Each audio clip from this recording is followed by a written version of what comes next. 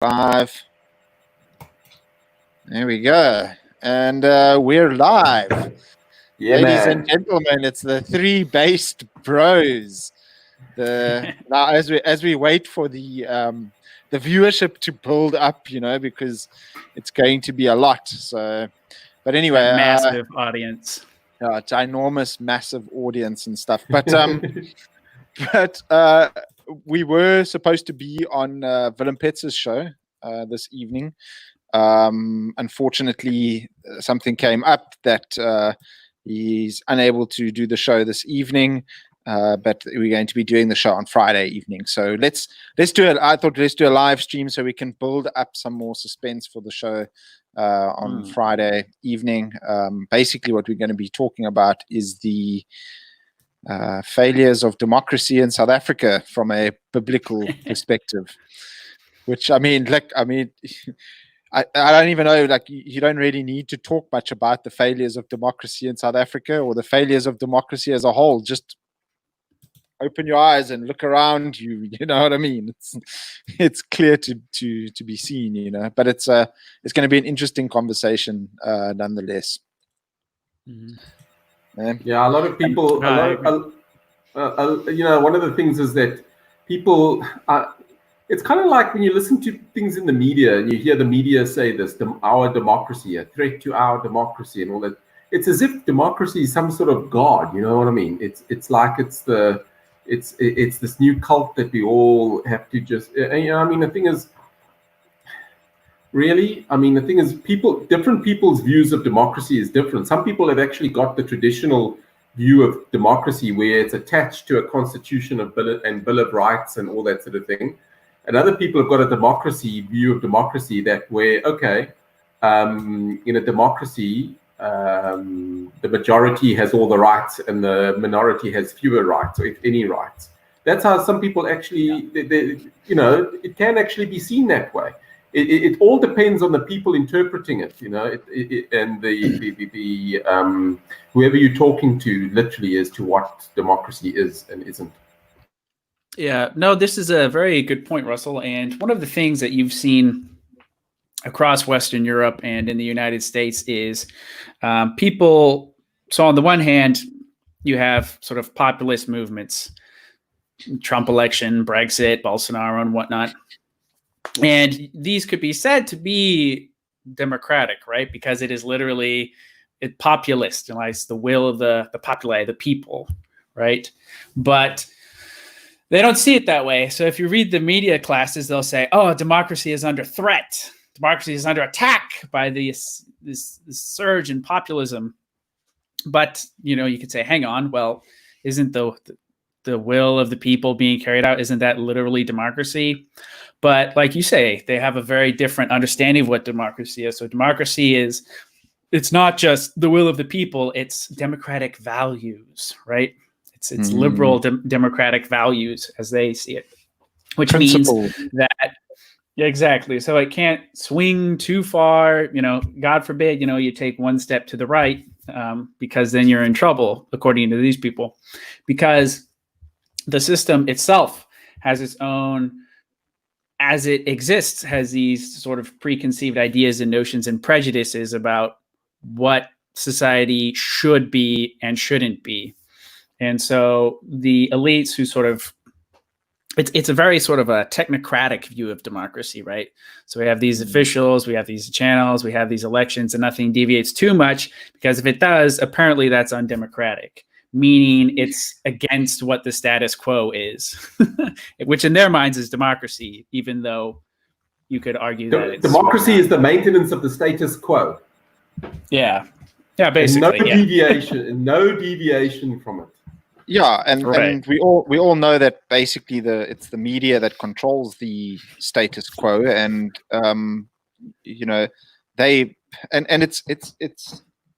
it's interesting because the humanist element also comes into play over there. I was actually kind of saving it for the show on Friday, but we were going to talk about the great chain of being, and us as Christians believe in the idea of the great chain of being, or the Logos, and essentially what it is just the God on the top. It's basically the idea that God sort of ordained an order to things.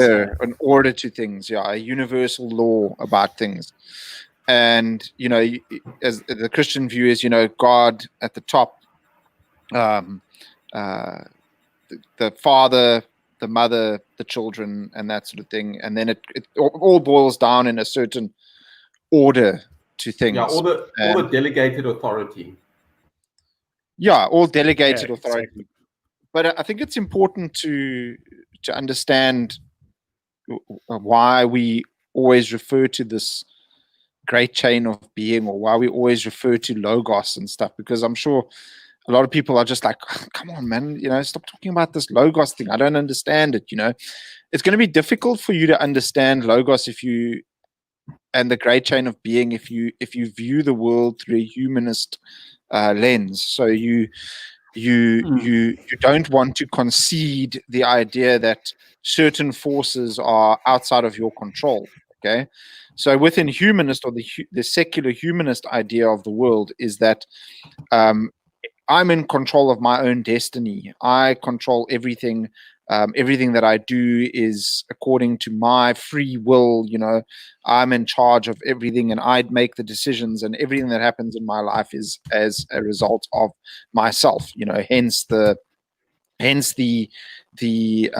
individualist idea, or the individualism idea that's punted so much in secular humanist circles and that sort of thing. And that basically what it does is it stops people from being able to see the world and how logos works in the world, and how the natural order of things work in the world. Okay, because what the media has done is they've blinded us to believe in humanism. So we believe in things like superheroes and the Marvel universe and all of these ideas of humanism, and people are in control.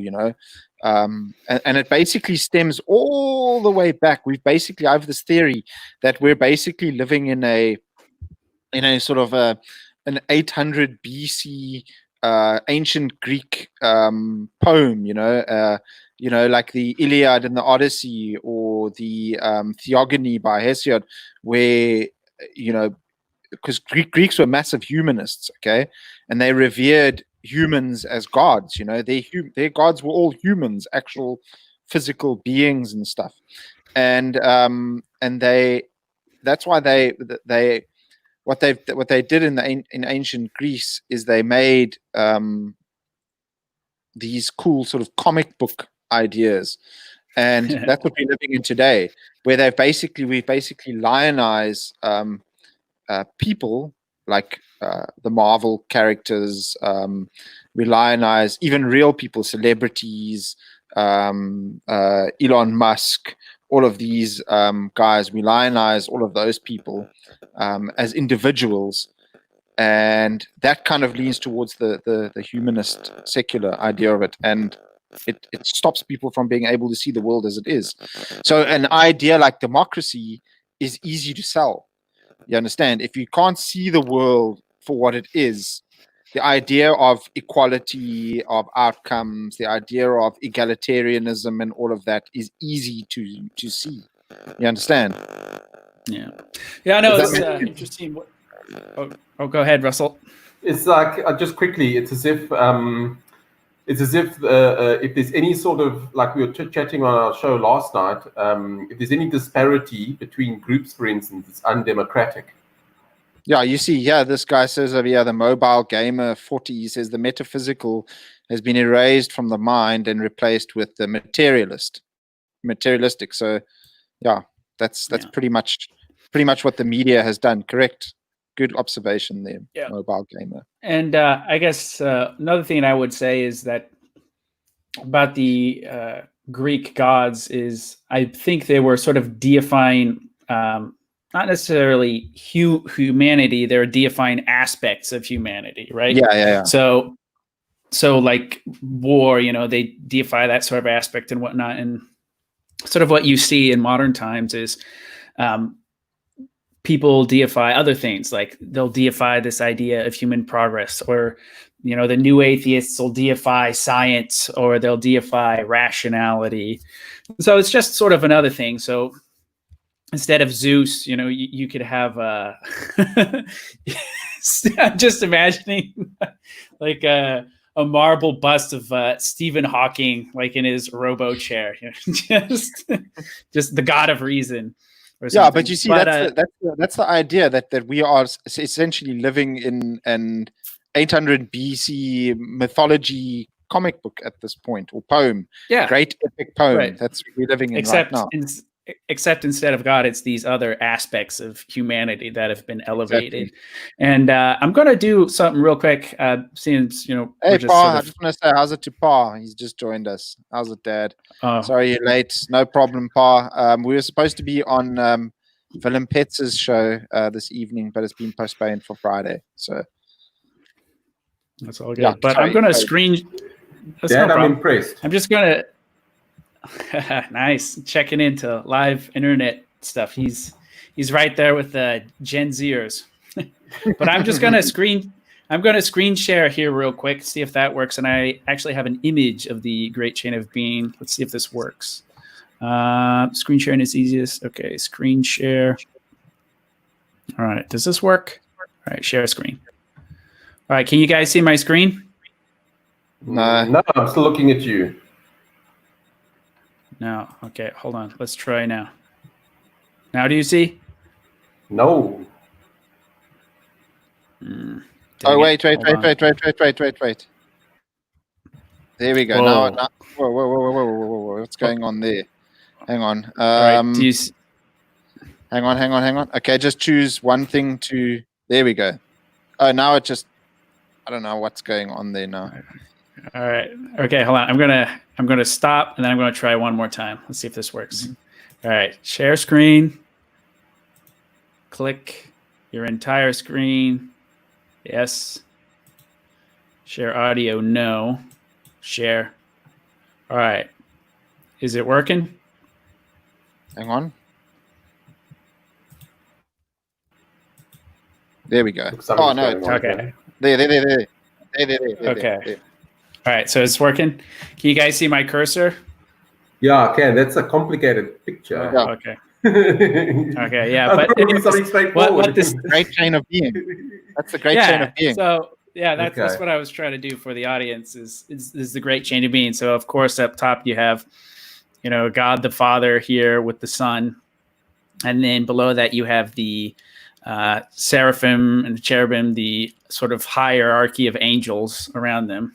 And then below them, you have the angelic host.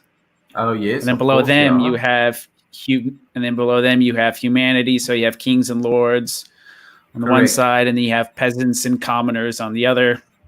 And then below them, you actually have all, the beasts, the birds of the air, the fish of the sea, the beasts of the land. And then down at the bottom, of course, you have hell and Hades. So this is just sort of a visualization of what, they call the great chain of being. So if anyone's was wondering, that's kind of how it is. So there's a hierarchy in the created world and the supernatural world, which goes from the top down. So Dylan, I guess that's all I wanted to share. God over there, is that God? Is that Christ on his lap, or what is that? Yeah, he's seated with the Father. I believe so. Yeah. Yep. Okay. So that's. And then it's Christ. And I think on the left, with the Holy Spirit. Then. Yeah, because you see it's like a 3-leaf clover thing there, the triune God. Yeah, the Trinity. Yeah, so the God, the Father, and the Holy Spirit, or God, the Father, the Son, and the Holy Spirit, man. And then obviously the angels next to that, and then there would be kings and queens and stuff below that, right? Or is it just? Yeah. Yep. So if you go down here to humanity below the angels. On the one side, on the left, it looks like you have some sort of clergy and lords and stuff and priests. And then on the other side, you have some sort of commoners. So it's leadership and authoritative figures. Yeah, so this is also important, because I posted this this thing on Facebook about how Now, the great chain of being, that basically explains and how us as men were ordered to command over animals and all that sort of thing. Whereas whereas now it's, a lot of people, animal rights activists will go and post things like, humans are the worst or animals are way better. Nihilism. You see, that's nihilism, and that's denying the great chain of being. It's denying logos, anti-logos. Yeah. No, as far as I'm concerned, thanks, Pa. You boys are still great. You're great too, Pa. Lekker. Right. But yeah, no, as far as I'm concerned, animals don't have rights. I know that's a very controversial thing to say, and people say, "Oh, that's terrible." You mean you can do whatever you want to animals? It's not what I said. Yeah, that's not what I'm saying. So animals don't have rights, but that doesn't mean we should, do as we wish with them, for the simple fact that it is.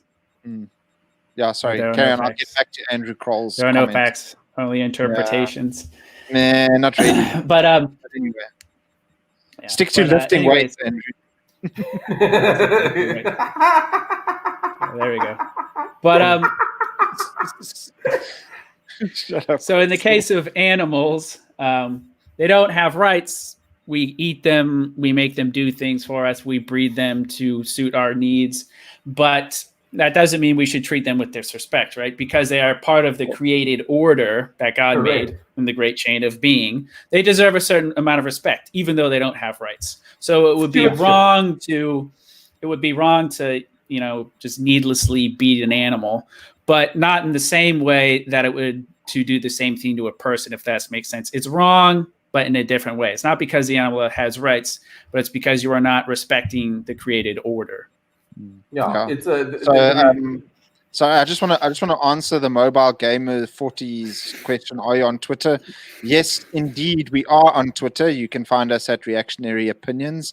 Actually, Mr. Patriarch himself is the handler of our Twitter handle, and he is rather based sometimes. So, just prepare yourself for some of the tweets. Some of the tweets, red hot tweets, red hot. Andrew says, "Kick my dog." This is a classic comment. He says, "Kick my dog," and then he has the right to bite you. Yeah, exactly. Well, that's it. You see, that's it. That's perfectly acceptable. It's the relationship between man and the general environment, which includes the natural world and the animals and all that thing, is one of custodianship and stewardship and trusteeship. Right. Yes. In the same way with the environment, right? So people like environmentalists and speaking of deifying things, which we were talking about earlier, they'll deify nature. They'll be like, "Oh, Earth Goddess Gaia, forgive us and cleanse us from this earth foul stain that we are." But from the traditional perspective, you respect the created world because it's given to us to hold dominion over, and we are stewards of it in this life. So to treat the earth carelessly would be to disrespect God's creation. Yeah. Right. So it's like being a renter. Yeah, exactly. So environmentalism, healthy amounts of environmentalism, good stewardship, that's all it is it's as it should be. So yeah, but I mean, this whole, like Dylan was saying, this whole animals are amazing, humans are cuck thing is just stop it now, please. Stop it. Just stop it now. You rather stick to traveling to Bali, okay, and sipping on wine and living alone for the rest of your life. Okay, stick to that. All right. Go and be a digital nomad somewhere. Go and be an influencer. Just like me. An influencer, and you're not a digital nomad. An influencer on Instagram and a travel nomad and travel foting. I'm a digital. You can go and take these kind of pictures. There we go. Yeah. yeah, like that. Yeah. That's it. Yeah, that's a ridiculous. I thought you were going to stand up and. Worthy. Oh, I yeah, thought you were going to stand up and show us a photo of your Go bum. show that this one. Yeah. Oh yeah, there we go. That's the best. That's what gets all the likes. Like. Getting likes, ass photo likes. You know. Ass for days. I'm so influencer. I just influence people to like my buttocks. I'm influencing the hell out of these guys. Yeah. I'm influencing the hell out of them. I'm influencing them right into a masturbation coma. You know, it's brilliant. You know, it's so bizarre. Like these women on Instagram and stuff. It's sad. It's the ashes of civilization. Yeah, it's pretty much that. Again, it's ashes. Yeah, ass. And all they get from it are likes. Yeah, they love those likes, man. They love them. Yeah, I guess it's the whole what's that? What is that hormone? Dopamine. Cortisol. No, yeah, dopamine. Yeah. Dopamine hit. It's a dopamine hits. It's quite addictive.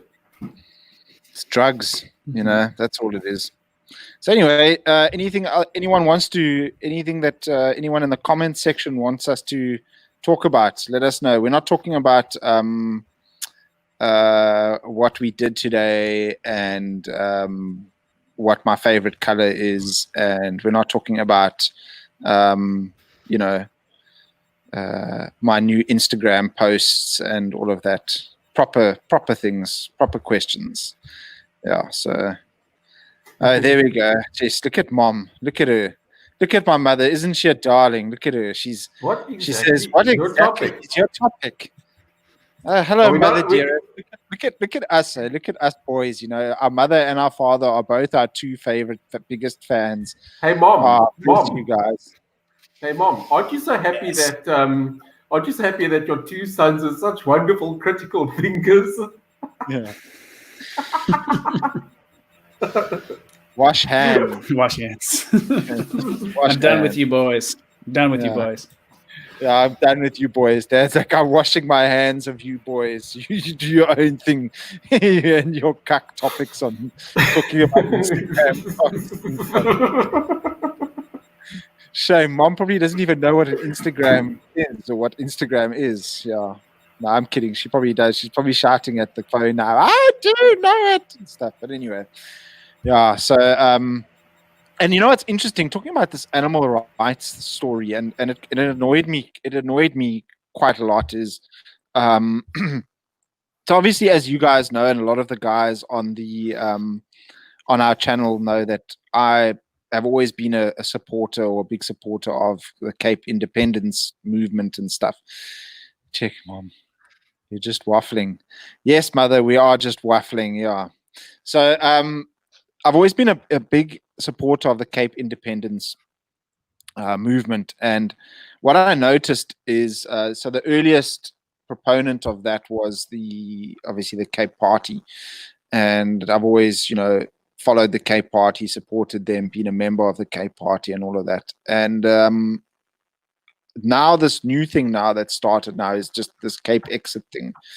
But what happened with the Cape Party, especially with regards to their Facebook presence, what happened with them is they got hijacked by various activists, okay, that wanted to jump on the bandwagon and stuff. And one of them was particularly these animal rights nutheads or nutcases and stuff.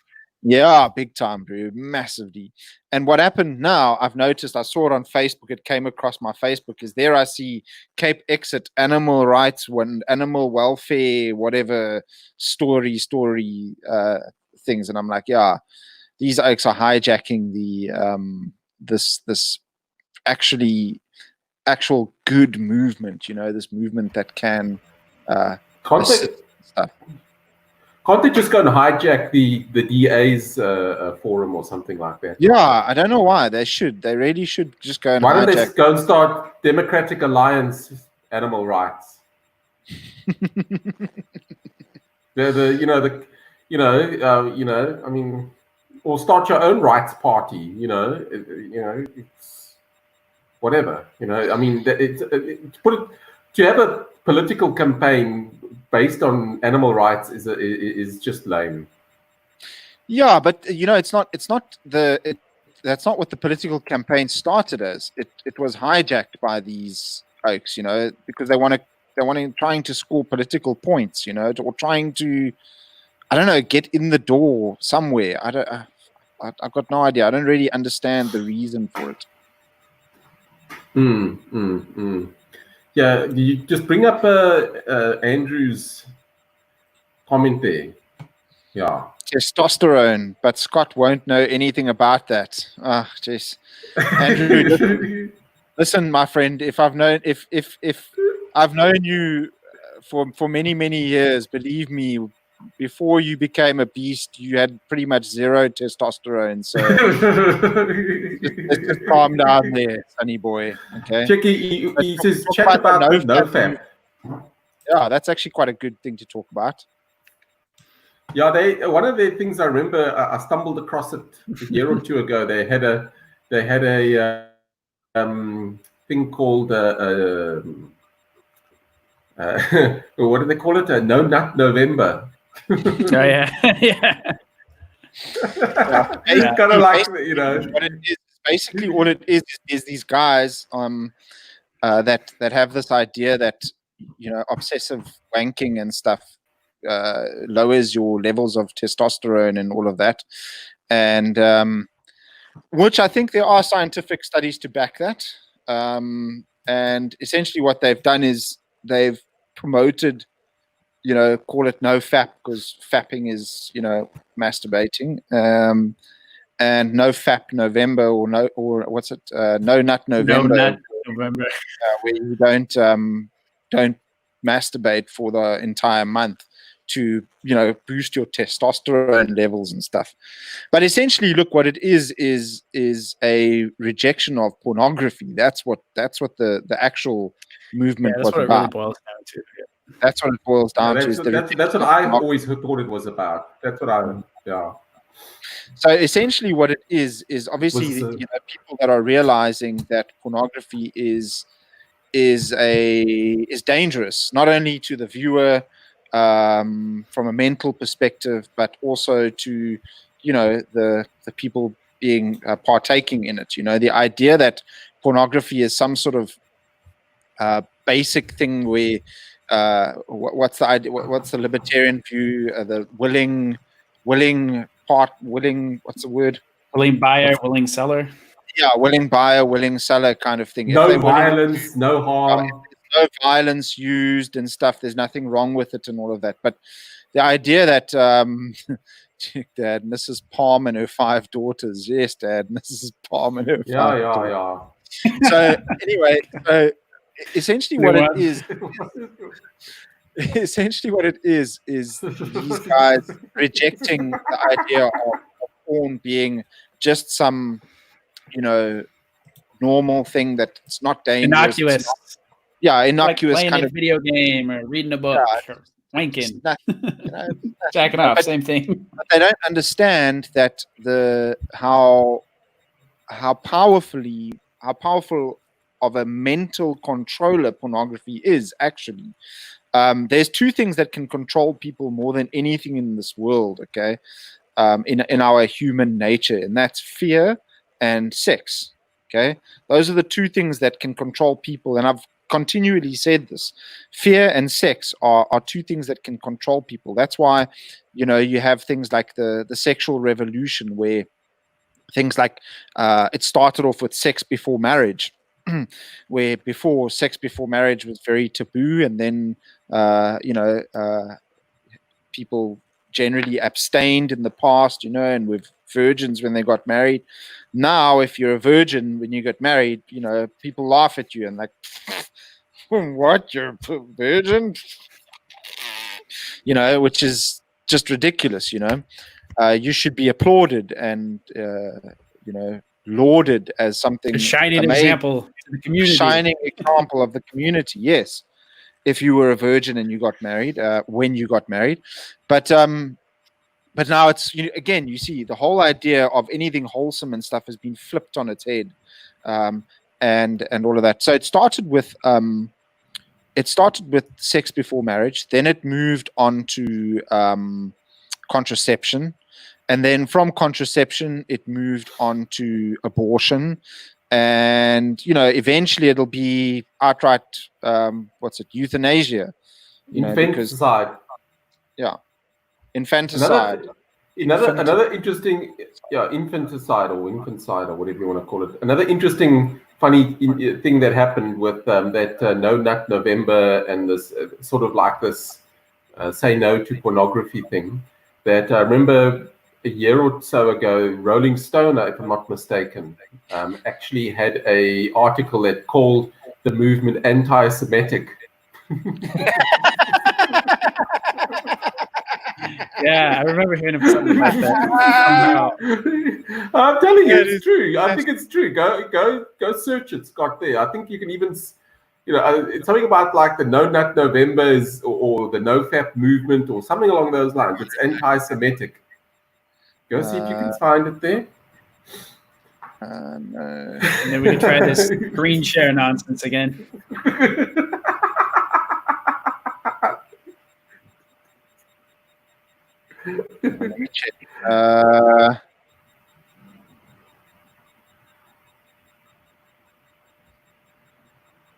Okay, so it's on the Rolling Stones document. How a new meme exposes the far right roots of No Nut November. Yeah. Yes, I have to screen share this. How do I do it? Screen share. Screen share. Okay. Chrome tab. There we go. Right. Can you guys see that? Yes. Can you see it? There we go. Yep. Okay, can you see it? Yep. How a new meme exposes the far right roots of No Nut November. A long masturbation abstinence challenge has a new Kuma meme mocking many masturbators. Stick these nuts over here and look crack nuts and stuff. Anyway, but there was something that said it was anti-Semitic as well. There was a thing about it being anti-Semitic. I don't know. There probably was. Anything is anti-Semitic these days. Look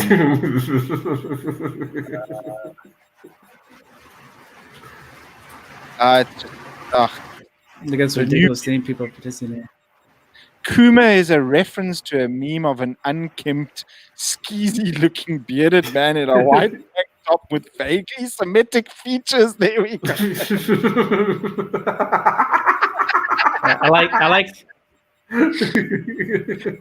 also like that one on the doesn't even know anything about politics. Extremely aesthetic right arm, huge muscle, and has never heard of No Fap. Yeah, I like the one above that. So, where I was quoting the adult performer, the paragraph above that one. Yeah, at the last sentence there. Yeah. This year, people in the industry are talking about, oh, actually, this is connected to the far right. Maybe we shouldn't just be saying, ha, ha, ha, No Nut November. So the pornographers, we got the pornographers running scared, guys. It's good. Yeah, good. Brilliant. Brilliant. Anyway, let me stop. Also, the thing is, pornography is a weapon because it's like that when, I think, when was it? In 2004, early 2000s, when there was an occupation by... Hang on, I just want to answer Beth quickly. Yeah, Beth, we were supposed to be on Willem Petz's show, actually, but the show had to be cancelled. Something came up with Willem, so we're going on his show on Friday. Sorry for the confusion. Sorry about that. Okay, anyway, carry on, Russell. Yeah, so there was I think at some stage, Israel occupied an area of the West Bank. Where's Ramallah? Is that in Gaza or the West Bank? I'm not sure. But and what happened was that they started actually broadcasting pornography onto the TV stations in the Palestinian areas, as you know, and it was actually used as a formal weapon. I even read a news article about that as well. It's true.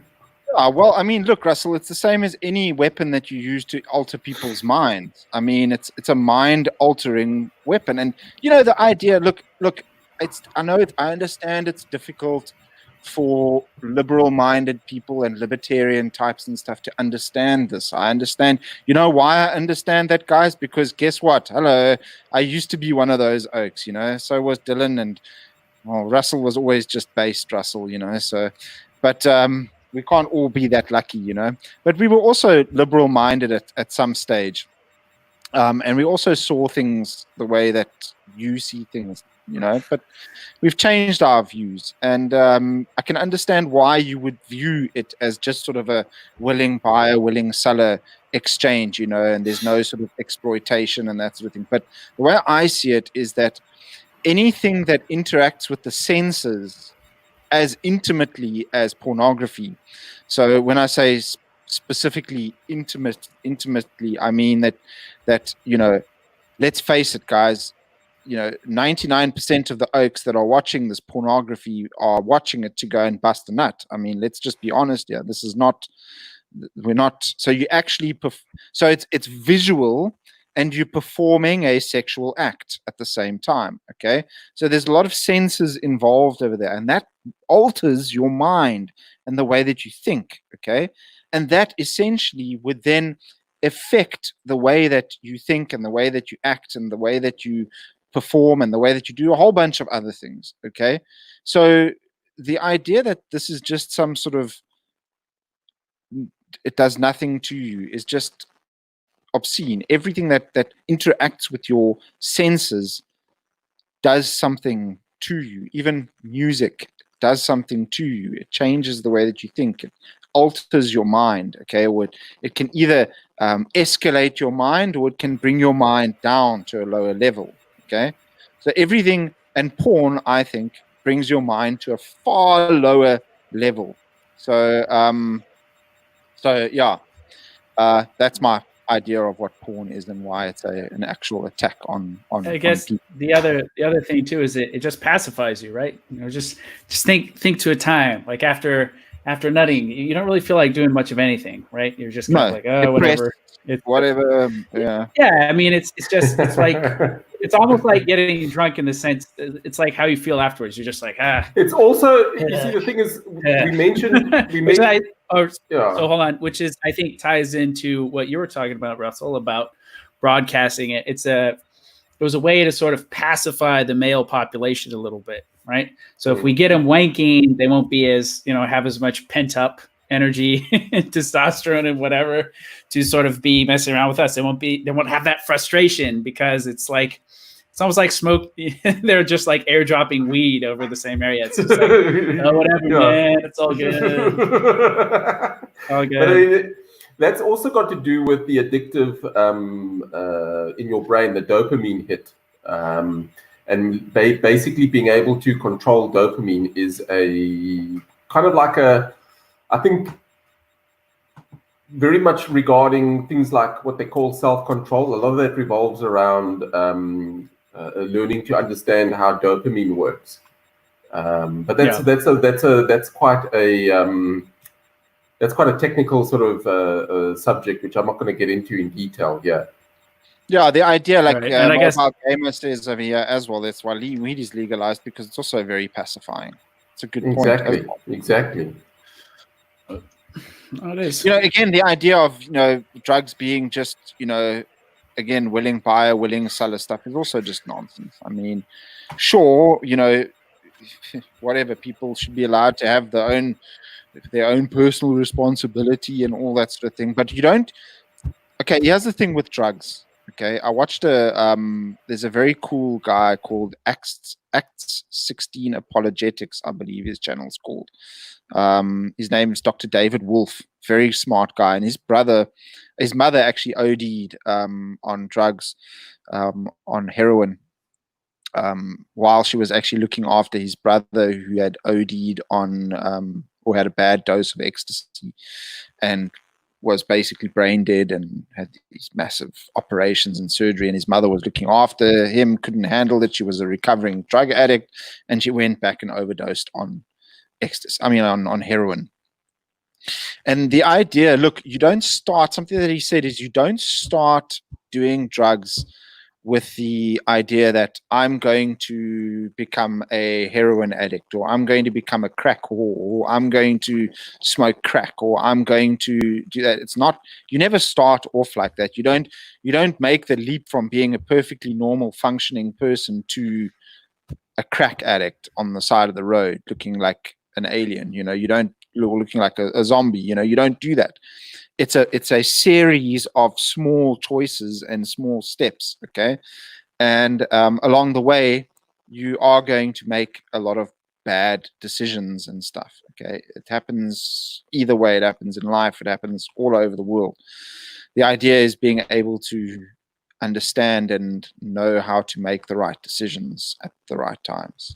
And unfortunately, drugs is always going to be a pathway or a road to, down these horrible paths. And I know that, because I've got friends and stuff that, go down this path very often with regards to drugs. And I've got friends that I've recovered and have made the right choices as well. But the idea that drugs is just some dumb idea that anyone can do and all that sort of thing is just also silly. Yeah, look, I mean, the thing when it comes to drugs and drug abuse and that sort of thing, for me personally, I mean, the thing is, it's not actually within my frame of reference, drug abuse, because I don't have anybody in my sort of family that was involved directly in drugs, brothers or anything like that, or even.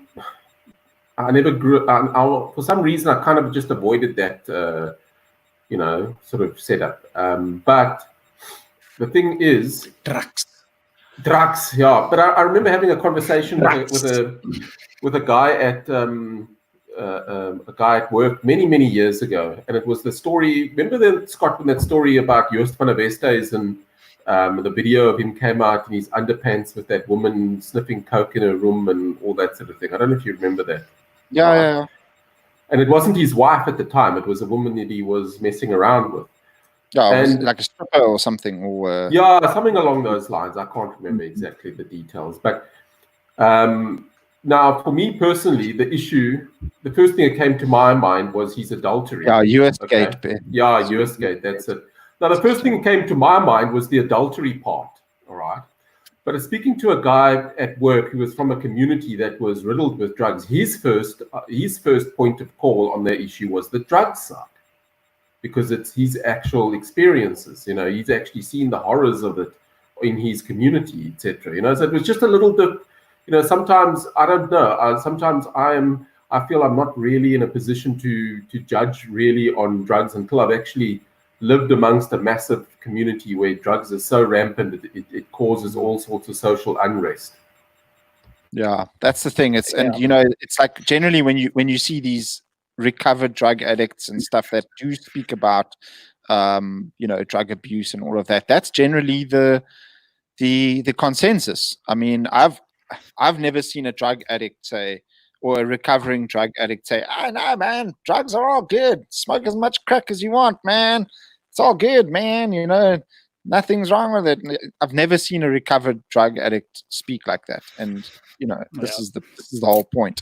And it's easy for someone to go out there and spout ideas that drugs should all be legal and this and that, and legalize crack and legalize, injecting yourself with sulfuric acid or whatever it is, do the whole thing and all of that when you've never actually been exposed to it. You've never.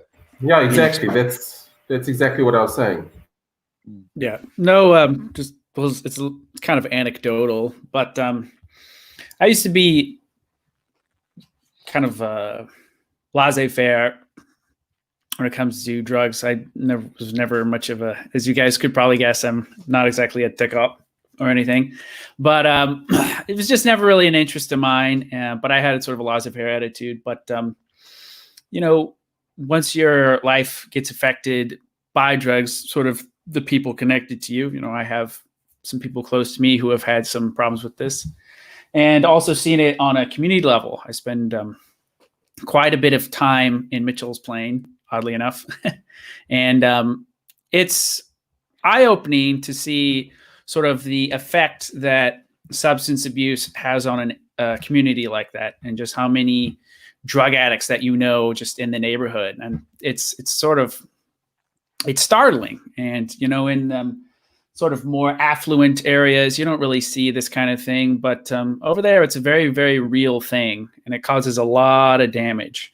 So the question for me nowadays isn't so much a pure sort of negative rights thing. So I'm not making someone do something, so I'm not violating anyone else's rights. I should be free to do whatever.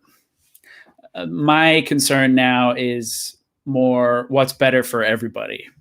All right. So even because I think at the end of the day, that's all we can hope for. There is no magic bullet that's good for everybody. There are responsible drug users. I know there's the guy who's the high flying tycoon or whatever, but he likes to do a little bit of coke once in a while, just loosen things up, and he's fine. I recognize that those people exist, but I'm just wondering, is it better for society as a whole with legalization or decriminalization, or doing like a real hard, sort of war on drugs approach? I don't know. It looks like Dylan looks like you're setting up a crack pipe over there and gonna light it up now. Like pull a what's his name? A Joe Rogan story. Yeah. Like so it's I guess it's not an easy thing for me, right? So I recognize that in the United States in particular, the war on drugs has a bad outcomes in some regards. But then you also hear somebody like Peter Hitchens say the war on drugs has basically never been tried. So then I think, okay, well, maybe. So I don't know. It's a really big social problem, and I'm just not quite sure what the answer is anymore. Yeah, I think again the idea or the answer and stuff, and we keep coming back to this, is sort of small communal support groups. I think that's probably the best. Yeah. The best idea. And this whole, I don't necessarily support the drug war and that sort of thing. I'm far more of a there we go. So it's a fair answer there, Beth, where she says, I think decriminalizing for users, maybe the so-called victimless crime. So no one should go to jail for taking drugs. I don't think anyone should go to jail for taking drugs. First of all, okay, don't get us wrong over here. I don't think you are misunderstanding us, Beth. I think you're with us, but yes, I don't think anyone should be sent to prison for taking drugs. Okay, that's just I'm not sure if I would really call it a victimless crime, because there are victims involved in drug abuse, like family members, all of those. Those are all victims of the abuse and that sort of thing. But yes, AA meetings for a reason, community programs can help. So this is the whole thing, is the whole idea of fraternity and in myself, Dylan and Russell, as Christians, our idea would be, the church. And the support structure that the church offers within a community. Yeah. I think that's the most important thing. Yeah, and I was just going to say that. I think if you look historically, a lot of things that are illegal now were not illegal once upon a time.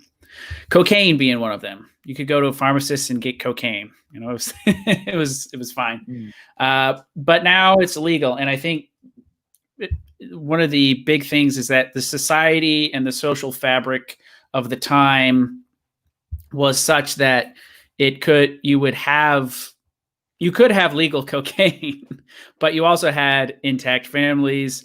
You had communities that weren't just a collection of isolated individuals, wanking in their basements. You didn't have social alienation.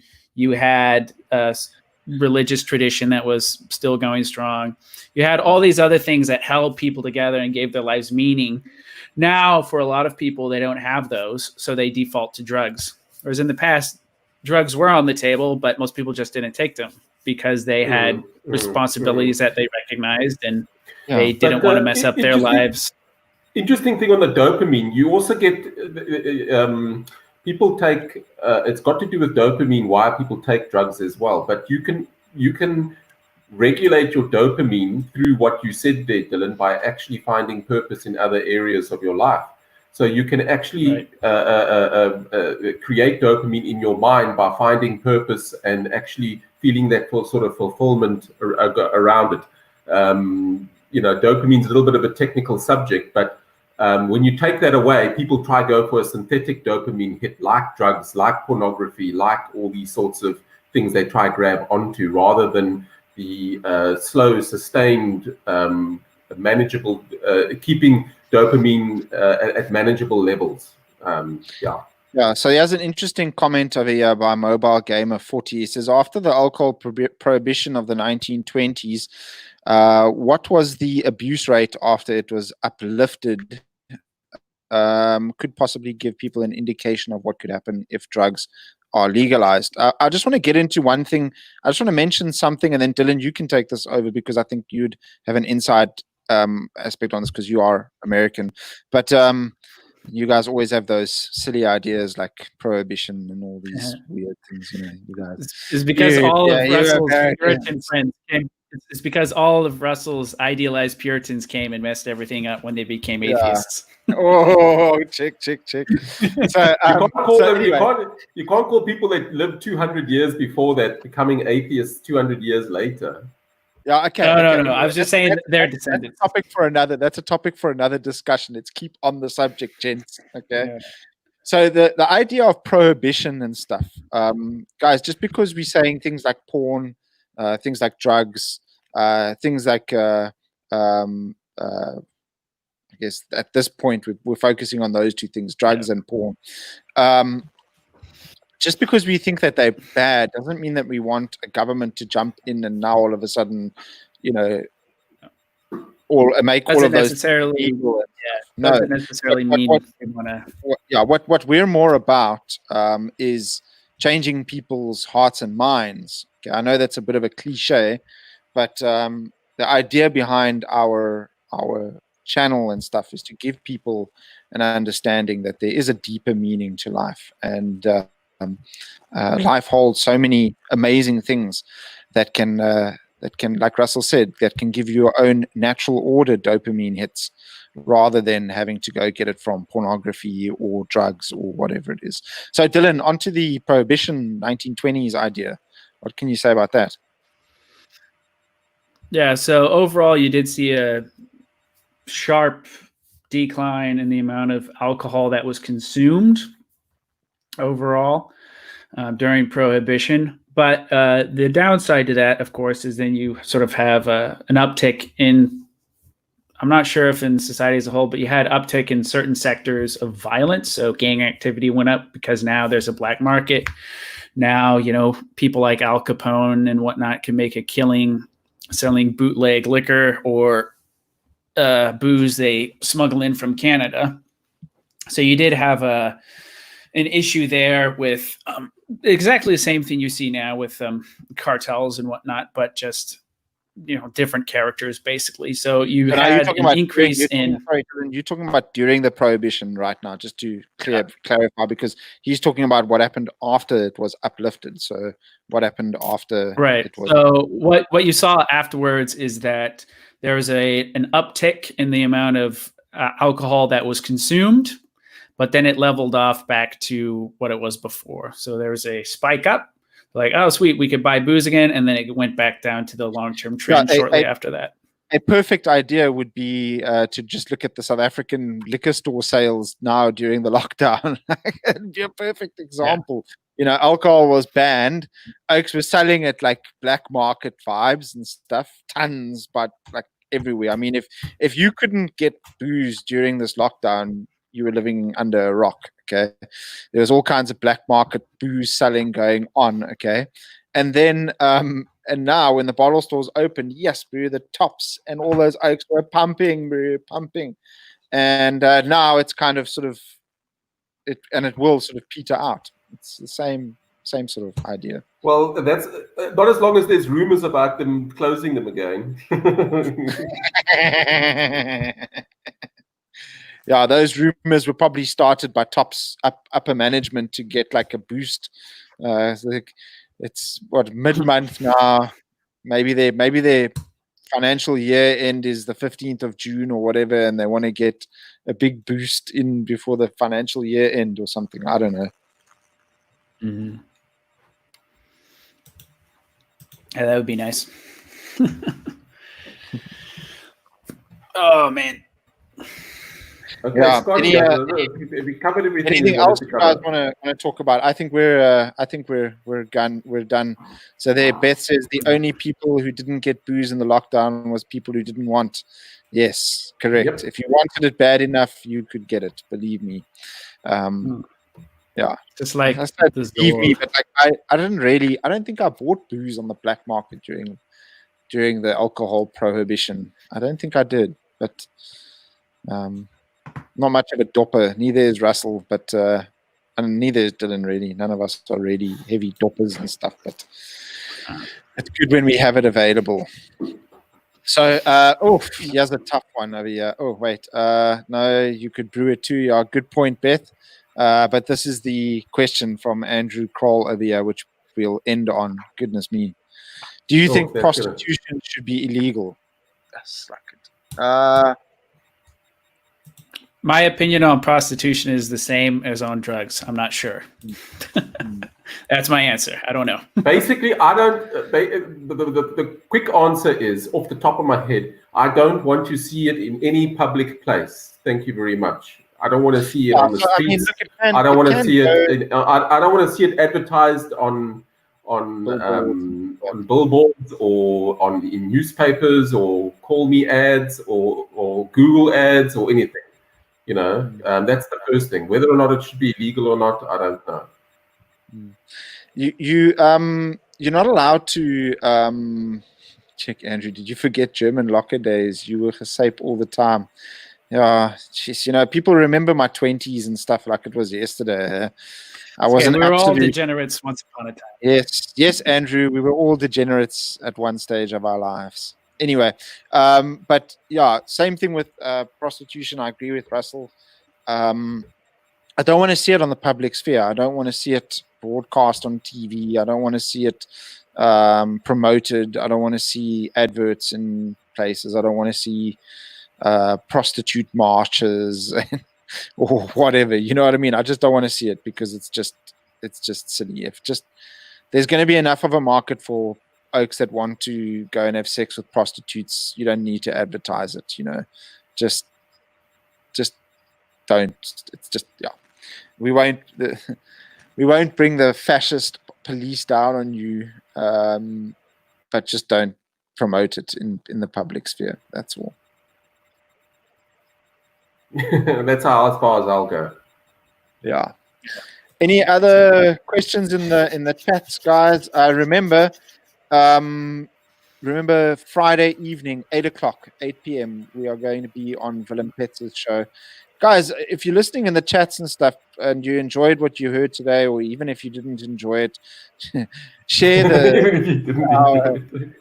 our YouTube video, even if you were like screaming at the phone and stuff. These bloody reactionaries with their horrible ideas, and you bloody Christians and all this stuff, you know, it's fine. Just share the channel.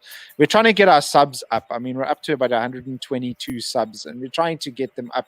And you know, the strange thing is that we've got Oaks like Big Daddy Liberty, Oaks like Germ, Oaks like Roman Kabanek, who have been like had YouTube channels for like less than a year, and we've been around for like for bloody ever, and we've got 122 subs. We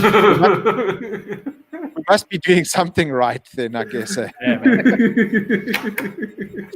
But 100, it's 100 more than we had this time last year, probably, though. So that's okay. Slow and steady. Wins the race. Yeah, exactly. Yeah, I bet you're right. Reverse psychology, that always works. This channel sucks, guys. Don't share this video. It's awful. Nobody wants it. So, send it out on your social media links and say what a horrible channel, you know. Send it out on your hate mail and stuff. Andrew asked about George Floyd. We made a video about it. We've already made a video. Check out our last video. Go and click on the bell icon, okay? Or actually even subscribe to our channel, okay? Friend of mine who probably isn't. Yeah, then you wouldn't have missed it. Yeah. I think I might have even told him about this afternoon. I think I drilled him too much on legs. Yeah. Russell and Andrew do pump iron together. They're at Russell's based gym. Gonna get them Gold's Gym vests and not Gold's Gym, Westside Barbell, man. Yes, whatever. Yeah, I also did a video on the George Floyd situation. So if you search for my channel, which is pretty new, it's called Mr. Patriarch. You'll find it. It's the one on racism. Oh yes. That's also a good one. Go and check out. Yeah, that's a good one. It's basically the racism that you think is not the racism, or the racism that they punting is not the racism, real racism or whatever. But go and check it out. It's really cool. Go and check out Mr. Patriarch's channel. YouTube, search it. Mobile Gamer says, I heard the Rocky Balboa statue has been taken down due to the fact that he beat up 3 black guys and a communist. Good vibes. Yeah, funny one. That's classic. That's a good one. West Beach Barbell.